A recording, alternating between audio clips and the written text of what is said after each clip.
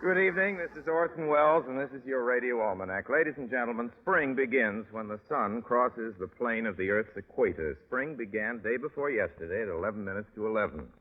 One of our Almanac listeners writes in to ask how to boil a cracked egg. Prudence Pratt?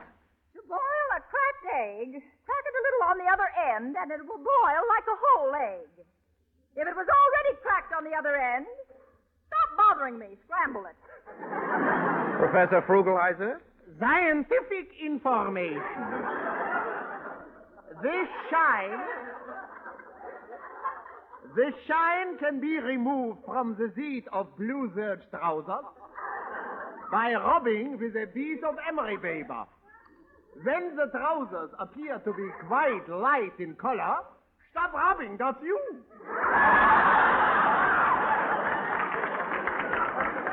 Dr. McIntyre.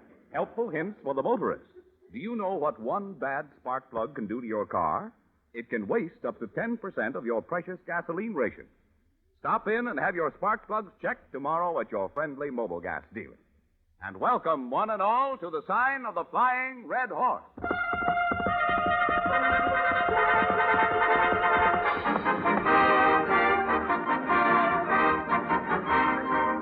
Tonight and every week at the same time, over these same stations, the makers of mobile gas and mobile oil bring you Orson Welles.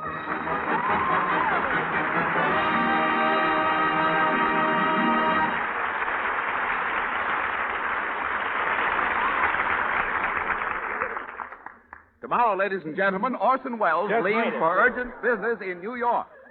You left for urgent business and got back just in time. Well, the transportation. We find him now at the telephone.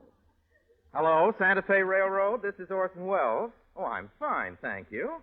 Now, look, I'm leaving for New York tomorrow. Oh, no, a special car won't be necessary. A couple of adjoining drawing rooms will be quite sufficient. No, I won't need more than 5 or 6 porters. Don't bother putting on a special dining car. I'm sorry I called you on such short notice. Well, that's very sweet of you. Goodbye.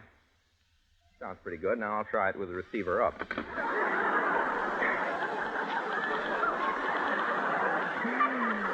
Hello? Hello, Santa Fe Railroad. What sleeping accommodations can you give me to New York tomorrow? Where? Well, I don't mind, but all those people coming in and out all night.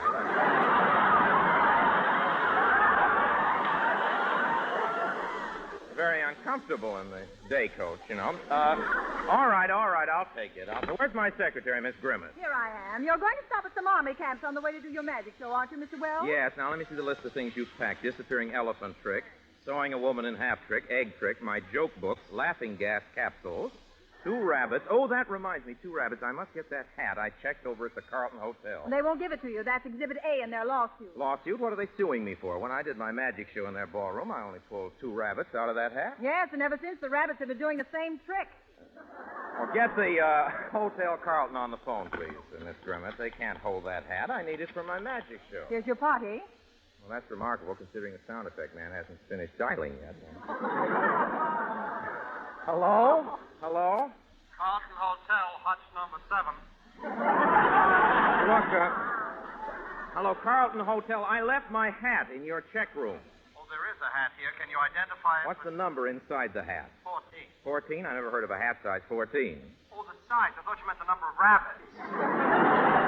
Look, I've just got to have that hat. This is Orson Welles, and Mr. Wells, I'm so glad you called. Isn't it true that rabbits eat nothing but carrots? That's right. I told you, you crazy rabbit. Leave go my leg.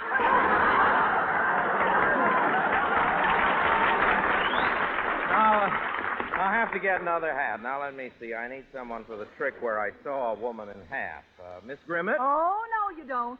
Oh, no, there's nothing to be afraid of, Miss Grimmett. I've only done the trick wrong twice. Is anybody waiting to see me? Yes, Francois, the reducing expert. Frankly, Miss Grimmett, do you think I need a masseur? Well, he might be able to clear up that border incident. Border incident? What do you mean? You know what I mean. Your chest and your stomach are having a boundary dispute.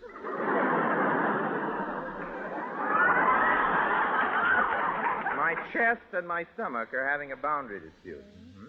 If I'd known that was funny, I would have said the line myself. Get back to your cubbyhole, Miss Grimmett, and send in Francois. Oh, bonjour, Monsieur Wells. Oh, my. I'm made up for the part, and he's playing.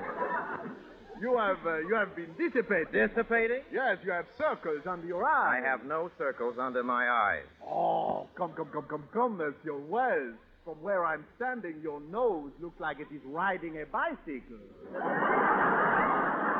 You don't say. Then how do you account for the fact that I've been pestered all day by autograph hounds? Autograph hound? What breed is that? An autograph hound is a person who jumps out of an alley, kicks you in the shins, twists your arm, pulls your hair, tears your shirt, and says, up close, you ain't so hot.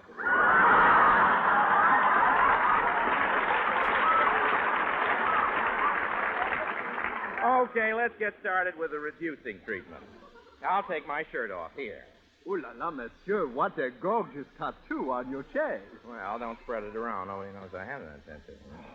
But, monsieur, it's so magnificent. Oh la la la la. Hedy Lamarr in Technicolor. Isn't it pretty? Sometimes I just sit for hours staring at my chest. But, Mr. Wells... Some of the people enjoyed that. Let them laugh at it. Now, go right ahead. Thank you. But, Monsieur Thank Wells... you. Oh, thank you. Since when has... I get the last lines. I pay the bill.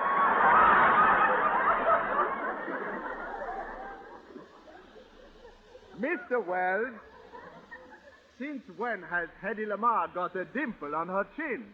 Well, that dimple was there before she was. Anyway, it's cute. Mr. Wells. Oh, where's my shirt? Miss Grimmett, knock before you come in. You almost embarrassed Hedy Lamarr. Why, she's blushing right down to the dimple on my chest. What is it, Miss Grimmett? I just wanted to say that Betty Hutton phoned. Betty Hutton, and good. she'll be right over. Fine, I've just got time for my massage. Come on, Francois, get to work on my back. Oui, monsieur. When I finish with you, you will...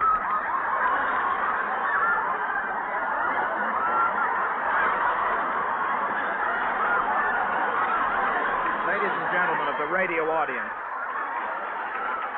I think you ought to know that the sensation you are now overhearing was caused by Harry Esmond, a sound effects man, who ought to be at Earl Carroll. Get back to the script. Mr. Wells... This won't be funny now. Slap again. When I finish with you... Come on, madam. You've seen a leg before.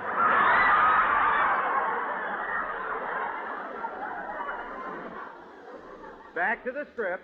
When I finish with you, you will be a new man. And whoever you are, it will be an improvement. Just a moment, please. Can you name one movie star that has a better physique than mine? Oui, Gary Cooper, Walter Pidgeon, Humphrey Bogart, George Raft, Joseph Cotton, Charles Boyer, Ronald Coleman. Mr. Wells, are you going to let him get away with that? Wait till he gets to Sidney Greenstreet. What an argument he'll have on his hands. You may go now, Miss Grimmett. Oh, thank you. Thank you what? Thank you, Master. You may continue, You may continue, Francois. Merci. Look, I'm the boss around here. Merci what? Merci d'autres. That's better. That's Mr. better. Wells? Yes? Mr. Wells, your guest, Betty Hutton, is here. Hand me my shirt, Francois. Say, I've got an idea. Wouldn't it be wonderful if I could do my sawing a woman in half trick with Betty Hutton? I hope she's insured. Have her come in, Miss Grimmett, and don't tell her I want to use her in my sawing a woman in half routine. Will you come in, please, Miss Hutton? Hello, Betty.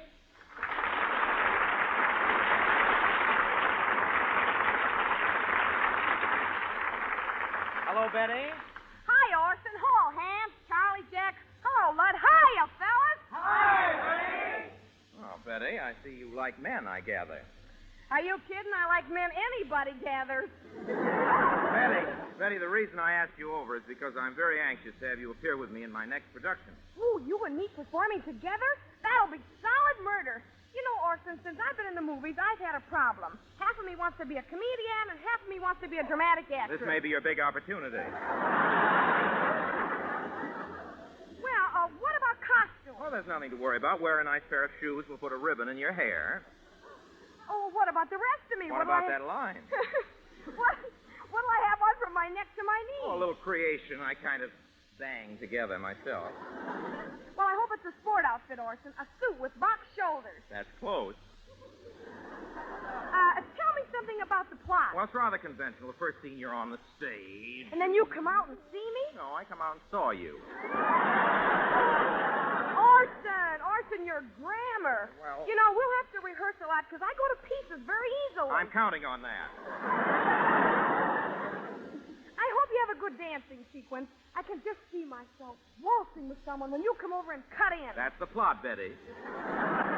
And, by the way, our starting date is March 25th. So I'm afraid I won't be able to make that. I have another engagement that day, and one can't be in two places at the same time. After one has appeared with me, one can.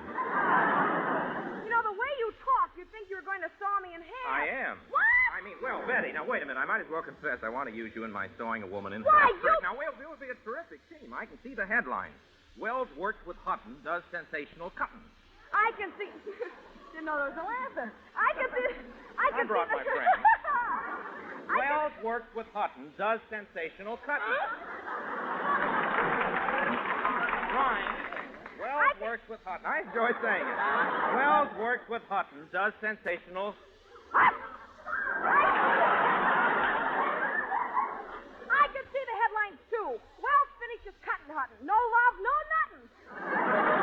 Oh, really, Betty? We'd be great together in my magic show. And just think, after every performance, I'll drive you home. Oh, no. I don't let anybody drive me home. I found out Lincoln knew what he was talking about. What do you mean? Well, you can fool all the boys some of the time, and you can fool some of the boys all the time. But you can't fool all the boys all the way home. Some truth in that. Betty, we don't only do magic, we do a wonderful love scene together. Oh, we will? Yeah, sure. I know what you like. I can read you like a book. Well, don't skip chapter 15. It's a pip. Picture us in a romantic setting. I take you in my arms like this. I whisper.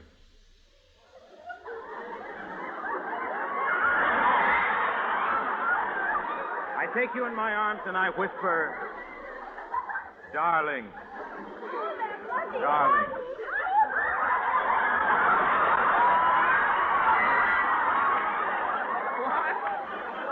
Oh, that lucky Wells.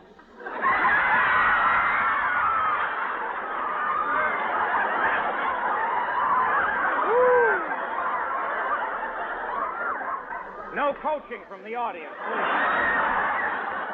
Look, there's nothing I can do to top this. I think the only thing is for you to go right ahead and sing your song. There's no use staying on the script at all.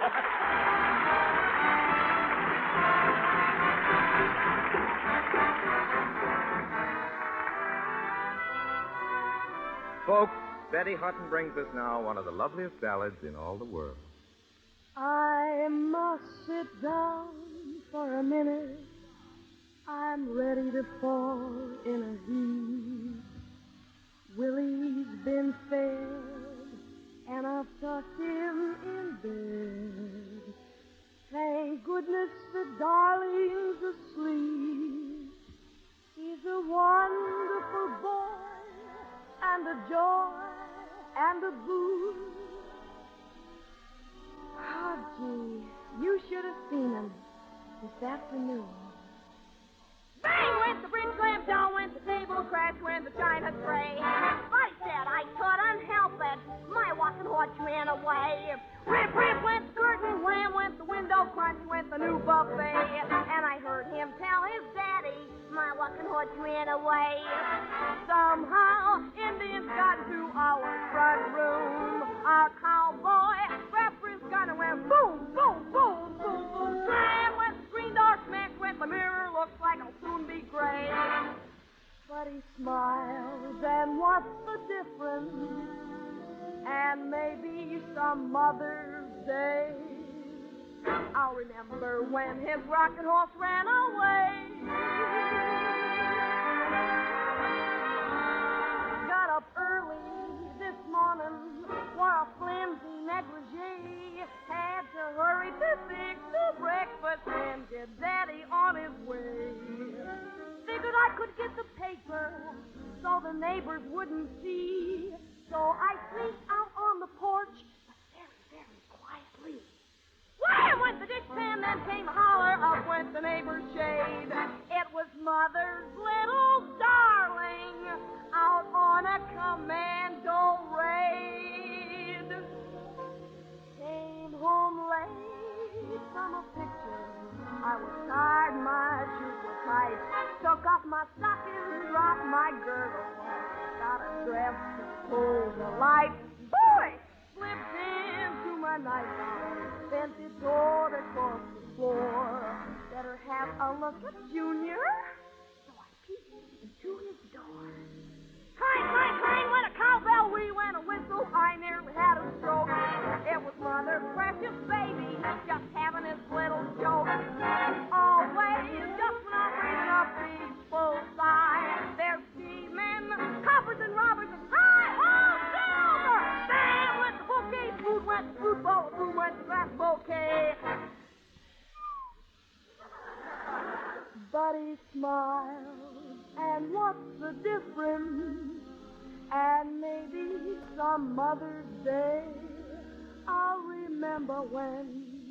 Bang went the lamp, down went the table, crack went the tray, rip, rip went the curtain, wham went a window, clang went a bell, wee went a whistle, bam went a pan, slam went a door, on that eventful day, when it's rocking hot and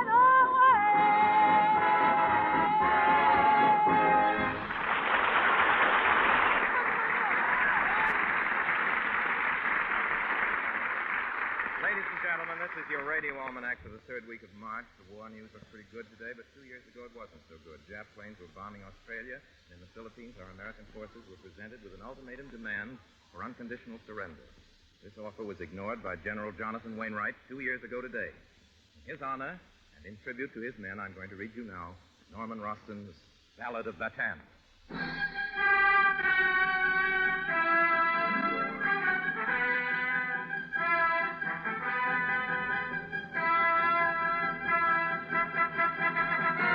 History is a branding iron. Burn this day deeply into our memory. Teach us with your fires. Strike us with your iron so that we may never forget. Burn into our minds and hearts the names and deeds of our men and women of Bataan.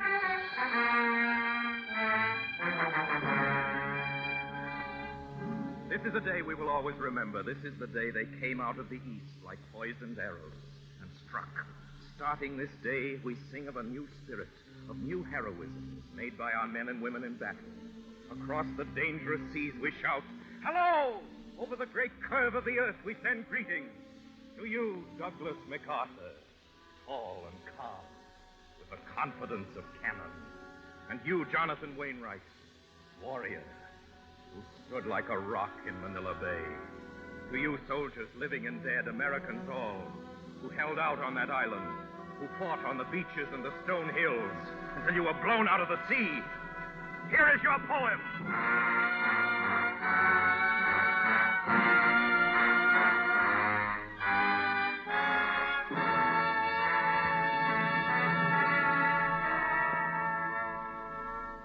Traveling high and blue over the Pacific, bomb racks fully loaded, business strictly confidential, no advance notice, so sorry.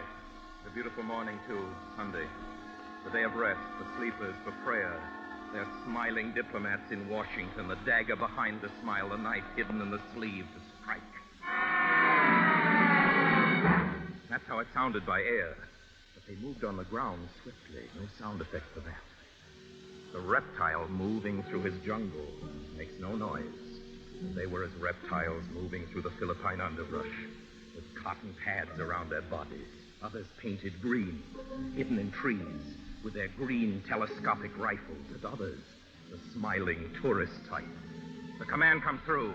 Attack Bataan in force. Take Corregidor in a week. Bataan, Corregidor.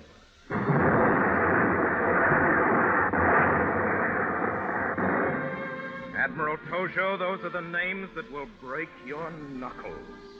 Oh, great Mikado. You'll learn to bleed on those names. What were the orders beamed from Tokyo? Wipe out American garrisons. Take Corregidor in a week.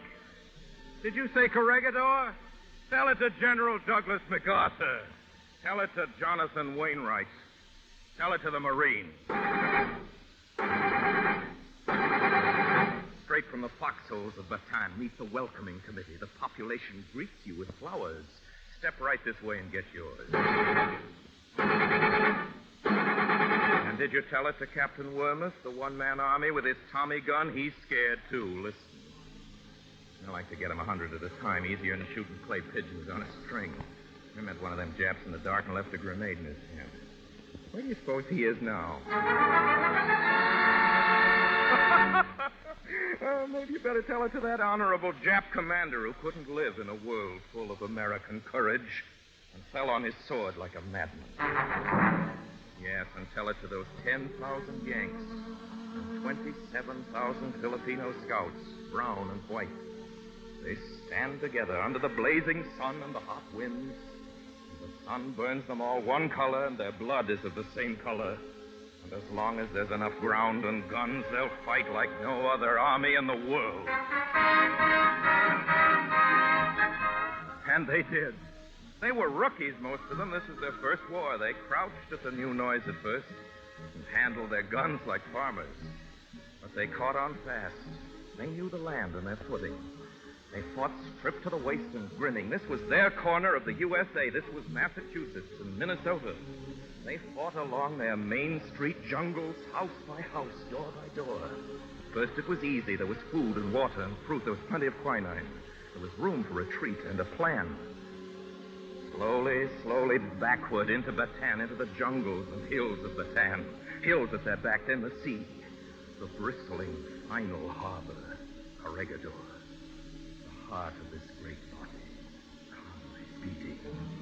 Weeks rolled with a hot blue sky into months, and the dry wind came in from the sea at noon like a blowtorch, and they fought 1,000 noons. They fought for every yard of ground, wisely, shrewdly, without fear. Outnumbered 10-1, they slugged it out in a slow, bitter retreat and hold, leaving the dead where they fell, striking out, stabbing in the night, riding out to meet the Jap tanks with their head-hunting egrets tied to the turrets to guide them. And above, heroic and alone, the last 4 P-40 fighter planes riding out with their grinning pilots with their patched wings and tired motors, riding out to give them hell. That's fine, baby. Breathe deeply. Have all the horsepower you got. There's a Jap cruiser underneath your wings, and we're going down to say hello. There were others, all brave Army doctors who worked with the ground rocking, Dr. Adams and Dr. Schwartz and others, and the women nurses. Fought alongside the men without food or sleep, yes, even with malaria and the quinine gone.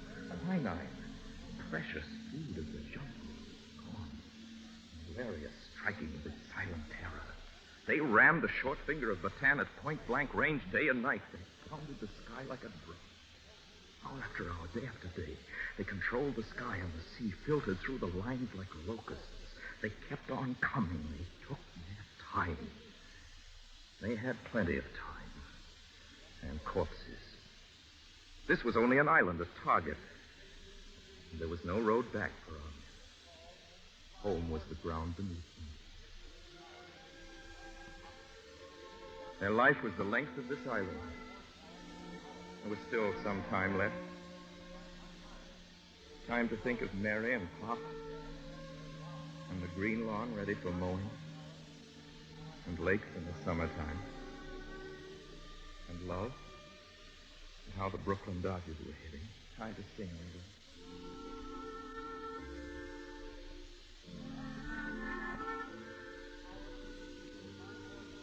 I don't want to set the world on fire.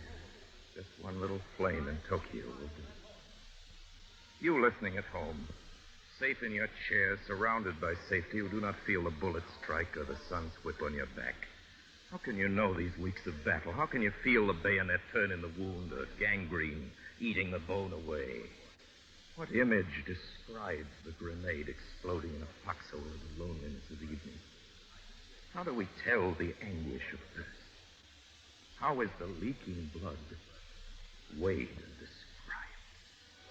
And at night, even then, peace was absent. The sniper's bullets were everywhere, smokeless and sudden. Artillery made sleep impossible. Hunger stood like a shadow beside each man, dimming their eyes, and the rifles faltered. The hand began to lose its power. Water and fruit were gone. They began slaughtering the horses. The body is only flesh and blood. Though the spirit is a steel spine, the body can be broken. Hunger and thirst and fever can bring even a giant down.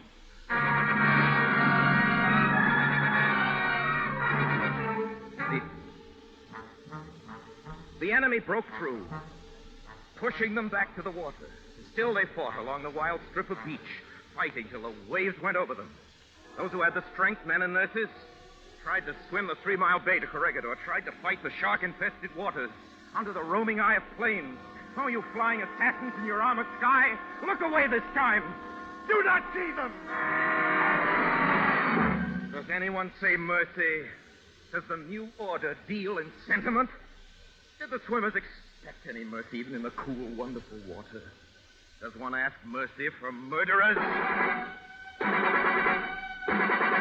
There's their kind of mercy. The pure-blooded Aryan kind.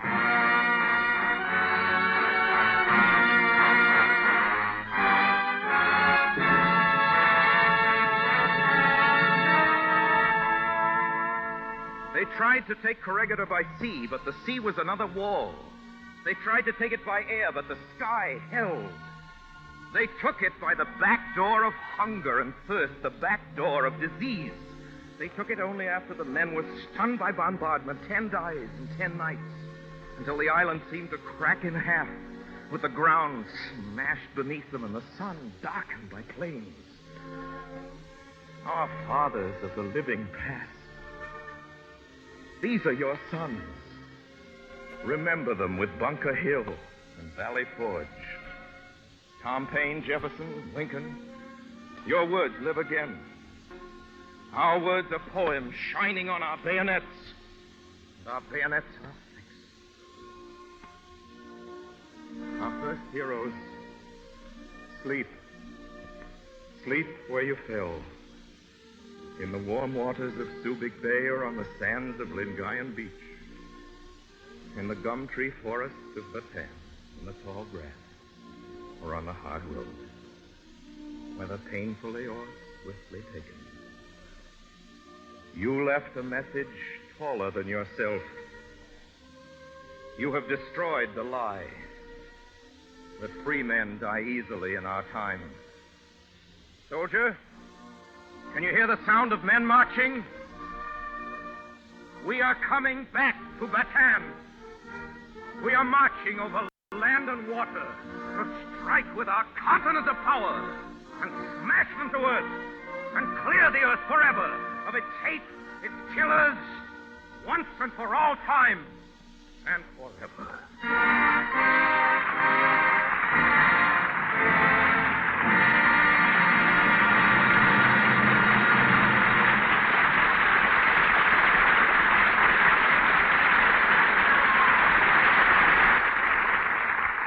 Mr. Wells will be back in a moment with some notes from our radio almanac. Well, time to say goodnight now, everybody. I want to thank John McIntyre and Lud Gluskin for playing the music so well. Please join us again next week. Until then, my sponsors, the makers of Mobile Gas and Mobile Oil, and all of us in the Mercury Theater, remain as always obediently yours. The makers of Mobile Gas and Mobile Oil invite you to listen in next week. Same time, same station, to your radio almanac. Mr. Wells' guest is Mary Bowler. Betty Hutton is currently being seen in the Paramount picture, The Miracle of Morgan Street. John McIntyre speaking. This is CBS, the Columbia Broadcasting System.